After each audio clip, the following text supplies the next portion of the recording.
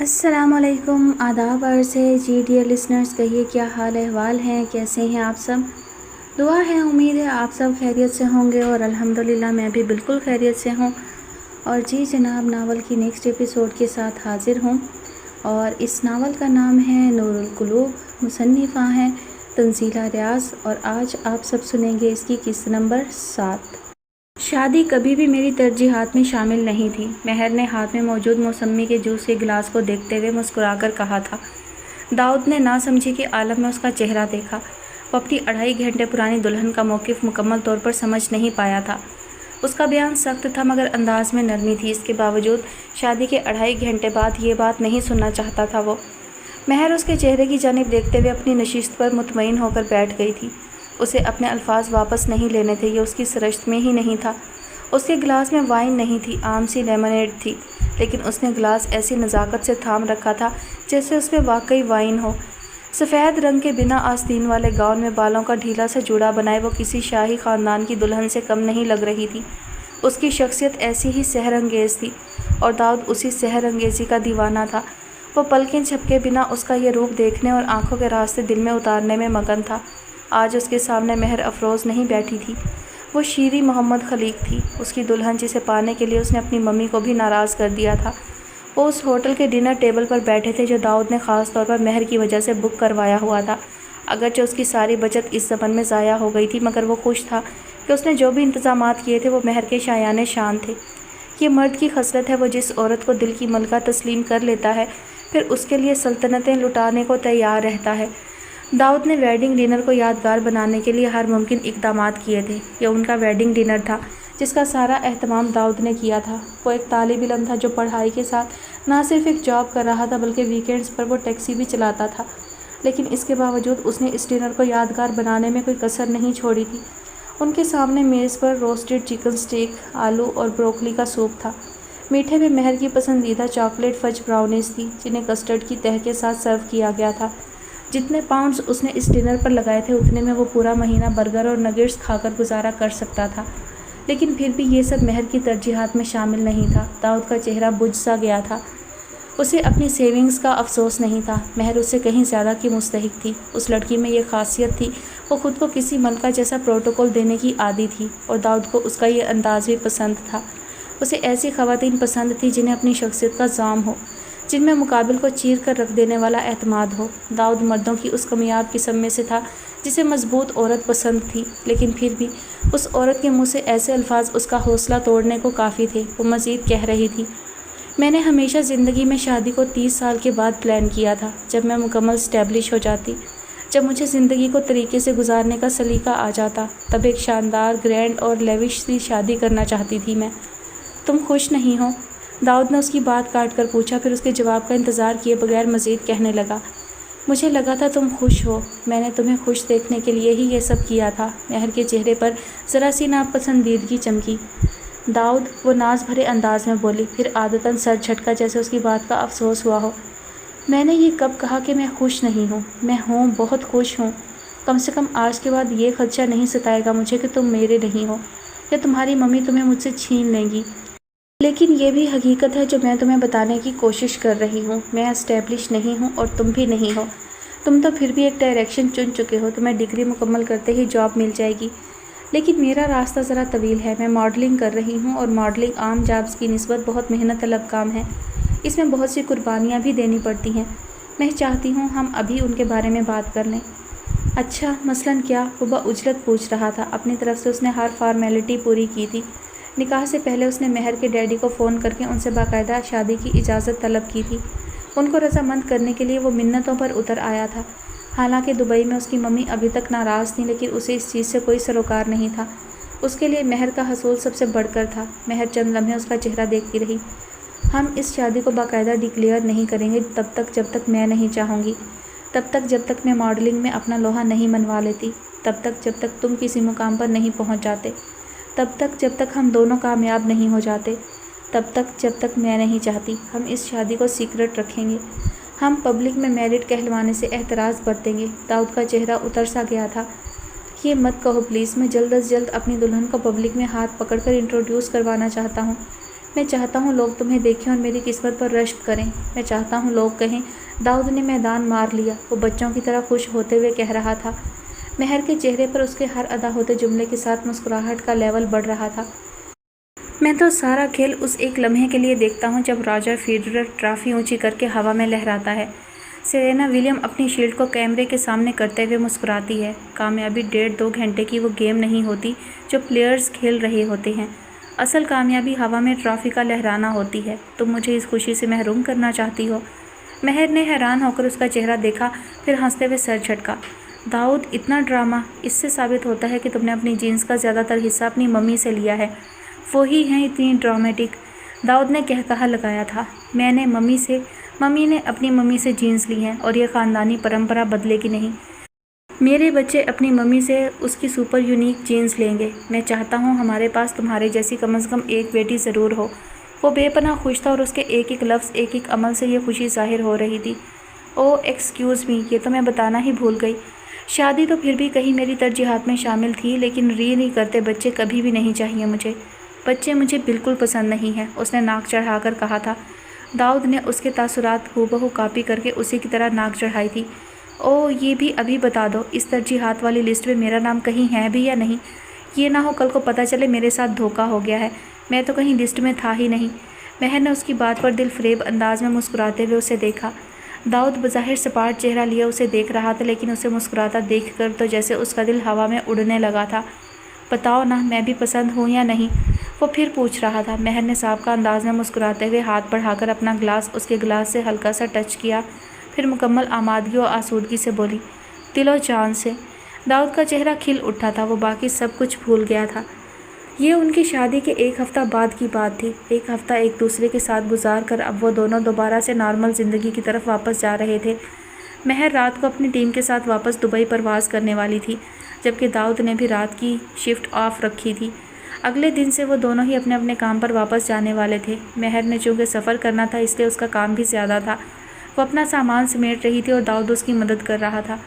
تمہاری یہ ٹاپ بہت سوٹ کرتی ہے تمہیں، اس کی ایک سرخ پھولدار شرٹ کو طے کرتے ہوئے داؤد نے مسکرا کر تعریف کی تھی۔ مہر بظاہر عجلت میں تھی، لیکن اس نے مڑ کر اس کی جانب دیکھا، پھر ناک سے مکھی اڑانے والے انداز میں بولی، تمہیں یہ اچھی لگنی ہی تھی، یہ مجھے تمہاری ممی نے لاسٹ برتھ ڈے پر گفٹ کی تھی۔ ٹیگ چیک کرو، یہ انہی کا پسندیدہ برانڈ ہے۔ داؤد ہنسا، وہ جانتا تھا مہر اسے چڑھانے کی کوشش کر رہی ہے۔ ارے واقعی یہ تو ممی کا پسندیدہ برانڈ ہے، دیکھ لو میری ممی کی چوائس کتنی اچھی ہے۔ اس نے شرٹ طے کر کے اسے پکڑائی تھی۔ مہر نے مصنوعی ناپسندیدگی سے اسے دیکھا، پھر شرارتی انداز میں بولی، ان کی صرف چوائس اچھی ہے، میں تو خود ساری کی ساری اچھی ہوں۔ وہ شرٹ سوٹ کیس میں رکھ چکی تھی۔ داؤد ہنستے ہوئے آگے بڑھا اور سامنے کی جانب اس کے رکھے 2-3 ڈریسز اٹھا کر دوبارہ بیڈ پر اچھال دیے اور خود ان پر چت لیٹ گیا۔ اسی لیے تو کہہ رہا ہوں کہ مت جاؤ، یہیں رہ جاؤ، اچھی چیزیں دور دور سے اچھی نہیں لگتی، انہیں قریب رکھنا چاہیے۔ وہ مسکرا رہا تھا۔ مہر چند لمحے اس کا چہرہ دیکھتی رہی، جیسے جواب نہ بن پڑ رہا ہو۔ مت جاؤ مہر، میں تمہارے بغیر اداس ہو جاؤں گا۔ اس کا تذبذب دیکھ کر داؤد پھر بولا اور اس کا ہاتھ پکڑنے کی کوشش کی۔ مہر نے اس کی یہ کوشش کامیاب نہیں ہونے دی تھی، اس نے قطعیت سے نفی میں گردن ہلائی تھی۔ یہ مت کرو داؤد، مجھے زندگی میں کبھی ایموشنل بلیک میلنگ اچھی نہیں لگی، یہ کمزور انسانوں کے ہتھ کنڈے ہیں۔ جب یہ فیصلہ ہو چکا کہ ہم اپنے اپنے کیریئر پر فوکس کرنے کے بعد ساتھ رہیں گے تو مجھے روکنے کی کوشش مت کرو۔ داؤد چند لمحے اس کا چہرہ دیکھتا رہا، جہاں ارادوں کی سختی صاف نظر آ رہی تھی۔ میں تمہیں کیریئر پر فوکس کرنے سے کب روک رہا ہوں، لیکن میں چاہتا ہوں ہم اب جو بھی کوشش کریں اکٹھے کریں، ایک ساتھ۔ تم یہاں بھی تو رہ سکتی ہو۔ صرف 6 مہینے اسٹرگل کے ہیں، اس کے بعد مجھے کوئی ریزنیبل جاب مل جائے گی۔ داؤد خود بھی جانتا تھا کہ اس کے دلائل بودے ہیں، اس لیے انداز دو ٹوک نہیں تھا۔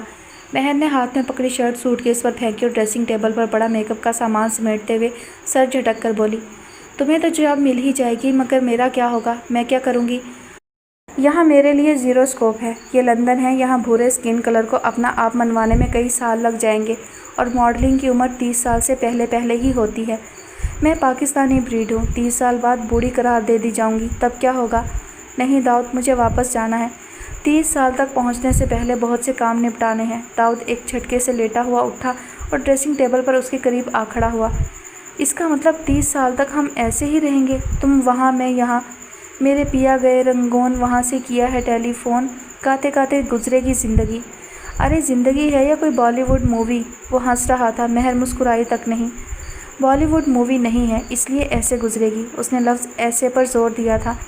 محنت کرتے ہوئے، سخت محنت کرتے ہوئے۔ ہمارے پیرنٹس نے بھی تو اپنے اپنے وقت پر خوب محنت کر کے ہی یہ مقام بنایا ہوگا نا، جو آج ہمیں ناقابل یقین لگ رہا ہے۔ محنت کرنی پڑے گی داؤد، کیریئر پر کوئی سمجھوتا نہیں ہوگا۔ میں نہیں چاہتی کہ 10 سال بعد میں 2 بچوں کو اسکول چھوڑنے جاؤں تو دوسرے بچوں کی ممیز کو دیکھ کر جیلسی محسوس کروں۔ میں زندگی کو ایک کامیاب عورت کی طرح گزارنا چاہتی ہوں۔ اس کے چہرے سے اس کے عزم کا بخوبی اندازہ ہوتا تھا۔ داؤد بالکل اس کے سامنے آ گیا تھا، پھر اس نے سراہنے والے انداز میں اسے دیکھا۔ میری ممی کی طرح ہے نا؟ مہر نے ناسمجھی کے عالم میں اس کا چہرہ دیکھا۔ وہ کیا جتانا چاہ رہا تھا؟ اس نے نفی میں سر ہلایا۔ نہیں، ان کی طرح نہیں، ان سے بہت بہتر، بہت شاندار، بہت مکمل، ایک ایسی کامیاب عورت جس کی زمانہ مثال دے گا۔ وہ اتنی پرعزم نظر آتی تھی کہ اس کی آنکھوں سے اگلتی روشنی میں داؤد کو اپنا آپ پھیکا لگنے لگا۔ اتنا کامیاب ہو کر مجھے چھوڑ تو نہیں دو گی نا؟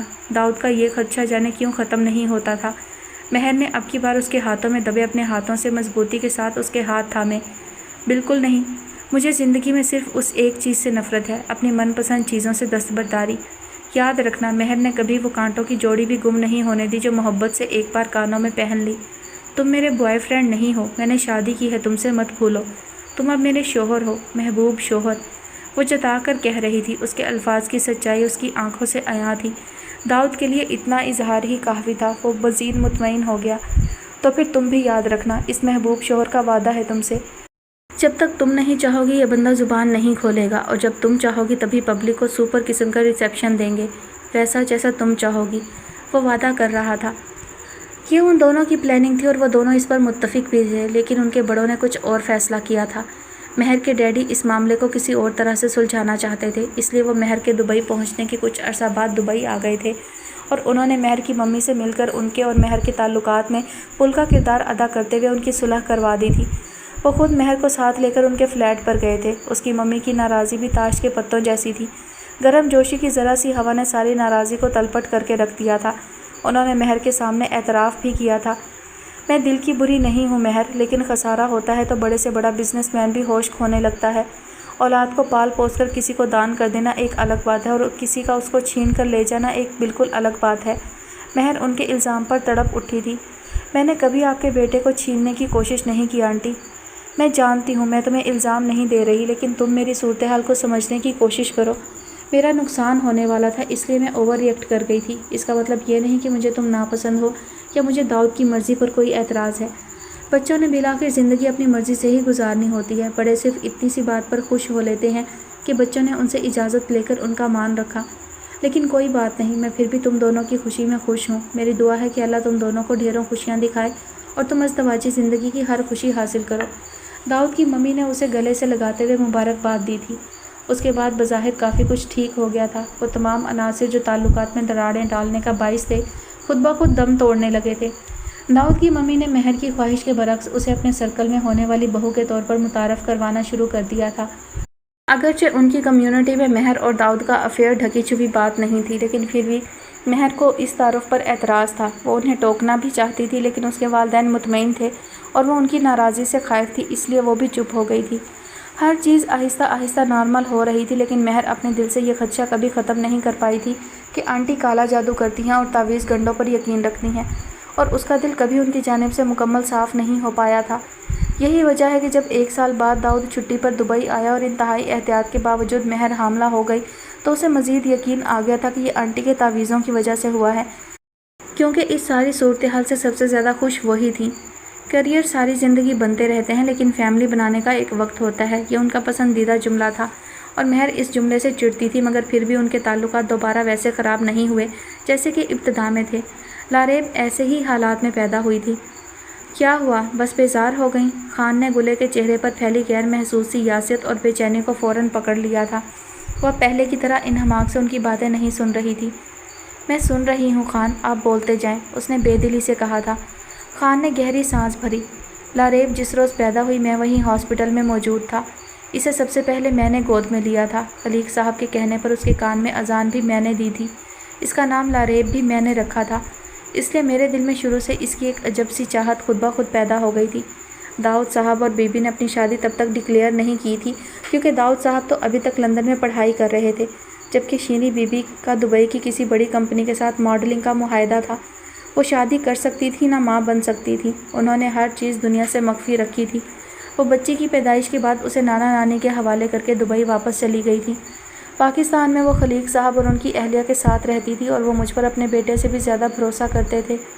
5 سال تک میں نے اس بچی کو ماں اور باپ دونوں کا لاڈ پیار دینے کی کوشش کی تھی۔ ایسی صورتحال میں اس بچی سے شفقت اور محبت کا پیدا ہو جانا یا اس بچی کا اس درجہ میری طرف راغب رہنا کہ اسے اپنی ہر مشکل میں میرے علاوہ کوئی نام یاد ہی نہیں رہتا، کوئی انہونی بات تو نہیں؟ وہ اس سے پوچھ رہے تھے۔ گلے کچھ نہیں بولی، لیکن اب کی بار وہ اپنے تاثرات چھپا نہیں پائی تھی۔ آپ کو کچھ اور کہنا ہے خان؟ وہ سپاٹ سے انداز میں پوچھ رہی تھی۔ حبیب اللہ خان کو اب کی بار اس کا انداز اچھا نہیں لگا۔ کیوں؟ کیا ہوا؟ مزید نہیں سنیں گی آپ؟ ان کا انداز جتاتا ہوا تھا جیسے کہہ رہے ہوں کہ پہلے کہا کیوں تھا کہ سب بتا دو، میں سب کچھ سننے کو تیار ہوں۔ گلے نے نفی میں سر ہلایا اور اپنی نشست سے اٹھنا چاہا۔ مزید سننے کی خواہش نہیں ہے خان، اور پھر اس سے آگے جو بھی ہوا اس سے تقریباً واقف ہوں میں، میری طرف سے بات ختم ہی سمجھیں۔ وہ سمجھتی تھی کہ وہ سب جانتی ہے۔ حبیب اللہ خان چند لمحے اس کا چہرہ دیکھتے رہے جہاں عجیب سی سختی تھی۔ ایسی سختی انہیں پہلے کبھی اس چہرے پر نظر نہ آئی تھی۔ انہوں نے اس کا ہاتھ پکڑ کر اسے دوبارہ اس کی نشست پر بٹھا دیا۔ گل لالہ، بات ابھی ختم نہیں ہوئی۔ ایسی باتیں کہہ دینے سے ختم نہیں ہوا کرتی۔ ابھی اس مسئلے کا حل نہیں نکالا ہم نے۔ اس نے ان کی بات کاٹ دی۔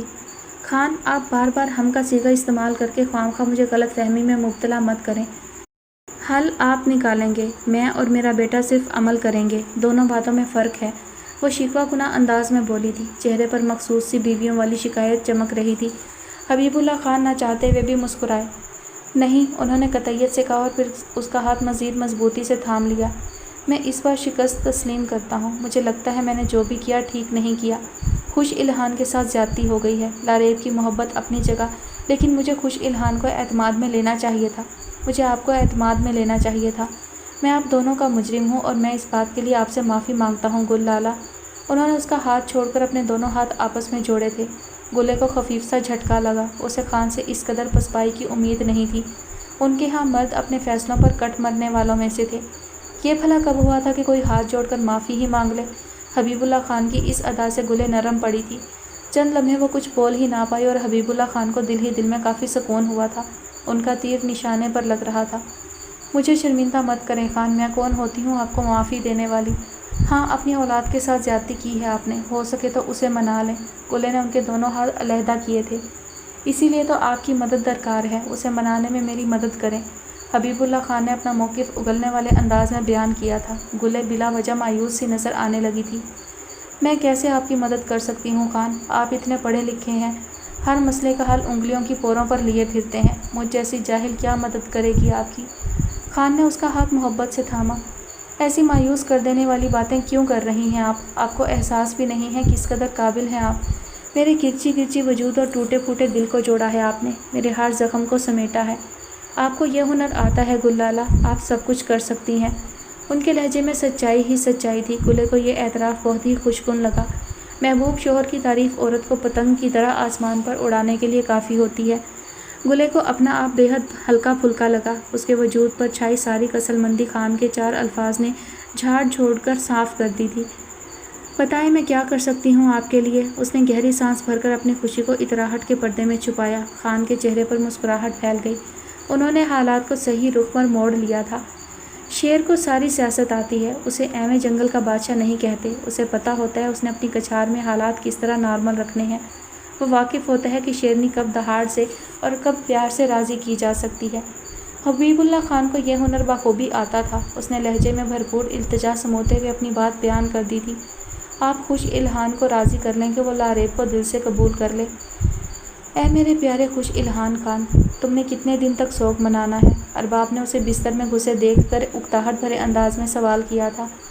ویکینڈ تھا اور آگے 2 دن چھٹی تھی۔ یونیورسٹی سے آ کر وہ لوگ عام طور سے آرام کرتے تھے، پھر رات کو کہیں باہر جانے کا پروگرام بن جایا کرتا تھا۔ ایک دوست نے باربیکیو کے لیے بلایا ہوا تھا۔ اس کے فارم ہاؤس پر بون فائر کا انتظام کیا گیا تھا اور ارباب وہاں دل و جان سے جانے کے لیے راضی تھا، لیکن وہ لڑکا خوش الہان کا دوست تھا۔ ارباب کی صرف سلام دعا تھی اور اسے اکیلے جانا مناسب نہیں لگ رہا تھا، اسی لیے اب وہ کافی دیر سے اسے وہاں چلنے کے لیے آمادہ کر رہا تھا، لیکن خوش الہان ڈھیٹ بنا بستر میں لحاف کا مورچہ بنائے آرام فرما رہا تھا۔ اب بھی ارباب کی بات سن کر وہ کچھ نہیں بولا بلکہ لحاف کو مزید سر تک کھینچ لیا۔ ارباب اکتا کر اپنی جگہ سے اٹھا اور کھینچ کر اس کا لحاف اتارنے کی کوشش کی، لیکن وہ پہلے ہی حفاظتی اقدام کر چکا تھا، اس لیے ارباب کی کوشش ناکام گئی تھی۔ میری بات سنو اے پہاڑوں کے بگڑے ہوئے امیر زادے، گزشتہ بار تو میں نے مذاق کیا تھا، لیکن اگر اب بھی تم بستر سے نہ نکلے تو میں نے تمہارے ظالم ابا کو واقعی کال کر دینی ہے، پھر مزہ آئے گا تمہیں، وہ دھمکا رہا تھا۔ خوش الحان جانتا تھا کہ وہ واقعی ایسا کر بھی سکتا ہے، اس لیے لحاف چہرے سے ہٹا کر اکتائے ہوئے انداز میں بولا، کیا مسئلہ ہے تمہارا؟ دفع کیوں نہیں ہو جاتے تم یہاں سے؟ میں نے کہا نا مجھے کہیں نہیں جانا، انداز میں بدتمیزی تھی۔ ارباب چند لمحے یہ سوچ کر کچھ نہیں بولا کہ خوش الحان کو اس کی طویل خاموشی سے اپنے رویے کی بدصورتی کا احساس ہوگا اور وہ اسے رجوع کرنے کی کوشش کرے گا، مگر جب اس نے دوبارہ سے لحاف سر تک اوڑھ لیا تو ارباب اپنی جگہ سے اٹھا اور پوری طاقت سے اس کا لحاف کھینچ دیا۔ خوش الحان اب کی بار اس کی توقع نہیں کر رہا تھا، اس لیے لحاف اس کے پاؤں تک پھسلتا چلا گیا تھا۔ اوئے خوشل کے بچے، یہ بولنے کا کون سا طریقہ ہے؟ شادی کیا ہو گئی تمہاری؟ سارے ادب آداب ہی بھول گئے ہو؟ ارباب مصنوعی ناراض لہجے میں بولا۔ خوش الحان نے کوئی جواب نہیں دیا۔ ارباب اس کے چہرے کے سامنے آ گیا اور ناک چڑھا کر بولا، شادی نہ ہو گئی؟ عجیب تماشا ہو گیا، ایسے تو لڑکیاں بھی نہیں کرتی جیسے تم کر رہے ہو۔ اتنے دن ہو گئے ہیں تمہارا یہ ڈرامہ دیکھتے ہوئے، بس کرو اب۔ شادی ہی کی ہے تمہارے ابا نے، تمہیں جائیداد سے آگ تو نہیں کر دیا؟ اتنی ڈرامے بازی سجتی نہیں ہے تم جیسوں کو۔ اس سال نہ صحیح اگلے سال صحیح، ہونی تو تمہارے ساتھ یہی تھی۔ تم لوگوں میں شادیاں ایسے ہی ہوتی ہیں، وہ ہاتھ لہرا لہرا کر بول رہا تھا۔ خوش الحان نے اکتا کر کروٹ بدل دی اور پھر لحاف میں منہ دینا چاہا۔ ارباب جست لگا کر دوسری جانب آیا اور پھر لحاف کھینچ لیا۔ حد نہیں ہو گئی اداکاری کی؟ بستر میں یوں منہ دیا ہوا ہے جیسے یہاں اسلام آباد میں کوئی افیئر تھا تمہارا، جس نے شادی کے بعد تمہیں بے وفائی کے طعنے دے دے کر لیر و لیر کر دیا ہوا ہے۔ اوئے شکر کرو تمہاری شادی تمہارے باپ نے کر دی، ورنہ منہ کس نے لگانا تھا تمہیں؟ تمہارے جیسے گورے گورے بھورے بالوں والے لڑکوں کو تو آج کل کہا بھی نہیں پاتی لڑکیاں۔ خوش الحان ایسے طعنوں کی توقع نہیں کر رہا تھا، اس لیے ایک لمحے کو تو اسے کوئی جواب نہ سوچا۔ حضرت ایسے منہ چھپا کر بیٹھے ہیں جیسے کوئی انہونی ہی تو ہو گئی ہو۔ خوش ہو بھائی، سستے میں جان چھوٹ گئی، ورنہ آج کل تو شادیاں کرنے پر ہی 2-2 سال کی سیلریاں لگ جاتی ہیں بندے کی، مگر نہیں، تم جیسے ناشکرے ہوتے ہیں جو ہر اچھی بات پر بھی منہ لٹکا کر بیٹھ جاتے ہیں۔ حالانکہ دن میں لڈو پھوٹ رہے ہوں گے، مگر منہ ایسا بنا لیں گے جیسا انارکلی نے دیوار میں چنوائے جاتے ہوئے بھی نہیں بنایا ہوگا۔ خوش الحان کو دل ہی دل میں اس کی باتیں سن کر سخت بے چینی ہوئی، لیکن کوئی مناسب جواب نہ بن پایا تھا، اس لیے اس نے منہ بند ہی رکھا۔ ارباب اپنی بات مکمل کر کے اب گہری سانسیں لے رہا تھا، پھر خوش الحان کو اسی پوزیشن میں پڑا دیکھا تو اس کے بستر پر دراز ہو گیا اور منتوں پر اتر آیا۔ دیکھ یار، اٹھ جانا، اچھا دوست نہیں ہے تو میرا؟ کتنے دن ہو گئے تیری وجہ سے اس کمرے میں بند پڑے، اب تو لوگ فون کر کر کے پوچھتے ہیں کہ خیریت ہے، خوش الحان مر تو نہیں گیا؟ خوش الحان کے چہرے پر اس کے منت بھرے انداز نے مسکراہٹ بکھیر دی تھی۔ میں جھوٹ بول بول کر بھی تھک گیا ہوں، میں واقعی اب بتا دوں گا سب کو کہ زندہ ہے، مگر حالات مردوں سے بدتر چل رہے ہیں، اور یہ بھی کہ اس کے باپ نے خیر سے بیاہ دیا ہے لڑکا، اسی کا سوگ منا رہا ہے۔ ارباب بہت بولتے ہو تم، چپ کر جاؤ پلیز، میرا واقعی کہیں جانے کا دل نہیں چاہ رہا، تم چلے جاؤ اگر جانا ہے تو، میں طاہا کو فون کر دیتا ہوں، وہ تمہیں سب سے ملوا دے گا، اچھے لڑکے ہیں وہ، تم بور نہیں ہوگے، اگر ہوئے تو کھانا کھا کر جلدی واپس آ جانا، اس نے منت بھرے انداز میں کہا تھا۔ ارباب بدکا پھر گھور کر اسے دیکھا۔ خوشل، اب اتنا شودہ بھی نہیں ہوں میں، تمہارا کیا خیال ہے میں باربیکیو کی وجہ سے مرا جا رہا ہوں؟ مرغی کی 2 مسالہ لگی ٹانگیں للچا رہی ہیں مجھے، اس نے اسے کھا جانے والے انداز میں دیکھتے ہوئے کہا، پھر سر ہلایا۔ ہاں وہ بھی للچا رہی ہیں، باربیکیو دشمنوں کے ڈیرے پر بھی ہو تو ارباب کھا پی آتا ہے، مگر جگر اس وقت کھانے کی وجہ سے منتیں نہیں کر رہا تمہاری، میں دل سے چاہتا ہوں تم اپنی اس خود ساختہ جلا وطنی کا خاتمہ کر دو، دوبارہ سے ویسے ہی چلبل پانڈے ہو جاؤ تاکہ ہماری زندگی میں بہار آ سکے، تمہاری یہ سڑی ہوئی بوتھی دیکھ دیکھ کر تھکن ہونے لگی ہے اب۔ خوش الحان چند لمحے چت لیٹا رہا، پھر کچھ سوچ کر اس نے اسے پاؤں سے ٹہوکا دیا۔ اچھا میں فریش ہو کر آتا ہوں، پھر کہیں باہر چلتے ہیں، فرقان کے ہاں نہیں، وہاں سب آئے ہوں گے، میرا دل نہیں کرتا کسی سے بات کرنے کو۔ ارباب اس کی رضامندی پاتے ہی مطمئن ہو گیا تھا، اس لیے فوراً سائڈ پر ہوا۔ ٹھیک ہے میری امراؤ جان، جیسی تمہاری مرضی، وہ مزاحیہ انداز میں بولا۔ خوش الحان مزید کچھ کہے بنا باتھ روم کی جانب چل دیا تھا۔ ارباب نے اس کے جانے کے چند لمحے تک انتظار کیا، پھر اس نے اپنا فون نکال کر ایک آڈیو میسج ریکارڈ کرنا شروع کیا تھا۔ میں نے اس موضوع پر موویز دیکھی ہیں، بڑے ڈرامے فالو کیے ہیں اور بہت سے ناولز بھی پڑھ رکھے ہیں، یہ بڑی پرانی گھسی پٹی فلمی سچویشن ہے۔ ارباب نے سیخ کباب کا گرم گرم ٹکڑا چٹنی میں بھگو کر منہ میں رکھتے ہوئے کہا تھا۔ کباب اتنا گرم تھا کہ ایک لمحے کے لیے وہ چپ کا چپ رہ گیا، پھر फिर हाथ से मुंह को हवा देते हुए गरम कबाब की तासीर को कम करने लगा। बड़ा गरम कबाब था, ये तुम्हारी तरफ का बकरा लगता है। पठान गुसीला अपनी शर्मिंदगी को ज़ायल करने के लिए वो मज़ाहिया अंदाज में बोला था। खुशी लहान को भी भूख भी लग रही थी और कुछ बाहर के माहौल ने उसकी तबीयत पर छाई बेजारी के असर को ज़ायल कर दिया था। वो अच्छा महसूस कर रहा था। अरबाब की बातें भी बुरी नहीं लग रही थीं। ये बकरे का कीमा नहीं है, बीफ कबाब हैं। खुश इल्हान ने अपना कबाब चटनी में भिगोकर उसे फूंक मारकर ठंडा करते हुए कहा था। अरबाब के साथ बैठकर खाना खाने में ज़रा उजलत का मुजाहरा करना पड़ता था, वरना हिस्से कुछ नहीं आता था। अरबाब ने सर हिलाया। अच्छा, फिर हमारी तरफ का जानवर होगा। खैर, मैं तुम्हें बता रहा था कि ये जो तुम्हारी ज़िंदगी में थकी हुई सिचुएशन आ गई है ना, इसका फिल्मों और ड्रामों में एक ही हल निकलता है। आखिर में लड़का लड़की आपस में सुलह सफाई करके हंसी खुशी रहने लग जाते हैं और तमाशबीन जिनके दिल सारी फिल्म में हीरो हीरोइन की हर लड़ाई पर धड़कते ही रहे होते हैं, गालियाँ देते हुए अपने अपने घरों को वापस चले जाते हैं। वो अपनी तरफ से उन बेसरोपा बातों से उसे हौसला देने की कोशिश कर रहा था। इस सारी बकवास का मतलब खुश इल्हान ने अब चिकन टिक्का की प्लेट अपनी जानिब बढ़ाई थी। सादा अल्फाज में तुम्हें नसीहत करने की कोशिश कर रहा हूँ कि जो काम 2 दिन बाद, 4 दिन बाद, हफ्ता बाद करना ही पड़ना है, यानी अपनी ज़ोजा से रजू, तो अभी कर लो। ख्वामखा इतनी ताख़ीर का फ़ायदा। मज़े करो ज़िंदगी में, दुआएं दो अपने बाप को। हम मस्कीनों को देखो, अभी सर पर 2 बड़े भाई और उन 2 बड़े भाइयों पर एक अदद चचा कमारा बैठा है। 40-42 से पहले तो मेरे बाप ने मेरे बारे में सोचना भी नहीं। खुशी लहान को उसकी गुफ्तगू से पहली बार चिढ़ हुई। चंद लम्हे वो उसका चेहरा देखता रहा। उसे एकदम कुछ क्लिक हुआ था। ये सब तुम किसके कहने पर कर रहे हो अरबाब? खान बाबा ने कॉल की थी तुम्हें? अरबाब का तेज़ी से चलता मुंह एक लम्हा के लिए रुका था, फिर उसने खुद को संभाला। नहीं, इतना कहकर वो जिच होने की अदाकारी करते हुए मज़ीद बोला, मैं सदके तेरे काके, कहाँ कहाँ तक सोच जाती है तेरी। यानी तुम्हारा ख्याल है कि मैं तुम्हारे अब्बा के कहने पर करूँगा ये सब? इतना कमीना लगता हूँ मैं तुम्हें? वो सवालिया अंदाज में उसका चेहरा देख रहा था। खुशी लहान ने फ़ौरन अस्बात में सर हिलाया। हाँ, बल्कि इससे कहीं ज़्यादा। पैसे भी लिए हैं बाबा से तुमने? वो पूछ रहा था। अरबाब ने नाक चढ़ाकर उसे देखा। आए हाय, अब इतना कमीना भी नहीं हूँ मैं। पैसे उन्होंने ऑफ़र भी नहीं किए, करने चाहिए थे उन्हें। फ़िल्मों में तो ऐसे ही होता है, लेकिन फ़िल्मों में आसामियाँ भी तगड़ी होती हैं। तुम लोग तो नाम के हवेली वाले हो, अंदर से कंगले ही हो। वो ये सब कहते हुए शर्मिंदगी ज़ायल नहीं कर रहा था कि खुशी लहान मामले की तह तक पहुँच गया।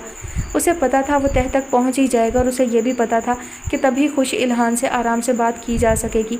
ये दरमियानी मसालियत आमेज़ पर्दापोशी ख़त्म करके बात हो सकेगी।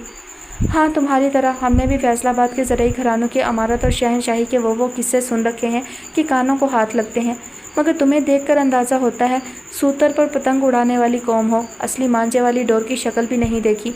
खुशी लहान चबा चबा कर बोला था। अरबाब ने उसका चेहरा देखा, फिर सर हिलाया। अच्छा भाई, जज्बाती ना हो, मैं हार मान लेता हूँ, तो जीत गया, ले ट्रॉफ़ी। अरबाब अपना खाना तकरीबन ख़त्म कर चुका था और अब नैपकिन से हाथ साफ़ करते हुए मिट्टी के प्याले में सर्व की गई खीर पर हमला करने का इरादा कर रहा था। बकवास बंद करो अरबाब, मैं पहले ही ज़हनी तौर पर बहुत थक चुका हूँ। तुम या तो खामोश रहो या फिर इस मसले का कोई हल निकालो। खुशी लहान भी जैसे इस मामले में खामोश रहकर थक चुका था। उसे कोई हल नहीं सोच रहा था, वो वाकई किसी से बात करना चाहता था। मेरा मशवरा है, सारी सूरत हाल को कबूल कर लो। लारेब अच्छी लड़की है, तुम्हारा कहीं कोई सिलसिला भी नहीं है, और फिर शादी तो करनी ही होती है ना कभी। अगर आज अपने बाबा की बात मान लोगे तो हो सकता है चंद साल बाद वो तुम्हें तुम्हारी मर्ज़ी से दूसरी शादी कर लेने दें। मैंने सुना है सारे कमीने पठान ऐसे ही करते हैं। संजीदगी से बात करते करते आखिर में अरबाब की ट्रेन हमेशा पटड़ी से लुढ़क जाया करती थी। शट अप अरबाब प्लीज़, खुशी इल्हान चिढ़कर बोला। अच्छा, एक और हल भी है, अरबाब ने गुफ्तगू में सनसनी पैदा करते हुए कहा था। किसी ऐसे इंसान को दरमियान में इन्वॉल्व करो जिसकी बात खान साहब सुनते हों, जिसके मशवरे की अहमियत हो, जिसके कहे को टालना उनके लिए नामुमकिनात में से हो। वो उसका चेहरा देख रहा था। अरबाब सोच में पड़ गया था। है कोई ऐसा?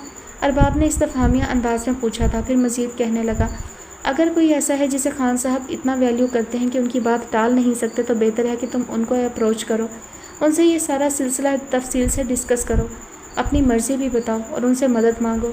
खुशी लहान ने जहन में तेज़ी से वो सब याद करने की कोशिश की थी जिनकी आरा को खान बाबा अहमियत देते थे। फिर उसे कोई याद आ गया था, संदल भी। हाँ, वो हो सकती हैं, वो कर सकती हैं मेरी मदद। उसने फ़कत सोचा था, पर लाले मेरे मुर्शद फरमाते हैं फ़िल्म के आखिर में होता वही है जो अब्बा जी ने सोच रखा होता है, लेकिन फिर भी तू कर ले अपनी सी कोशिश।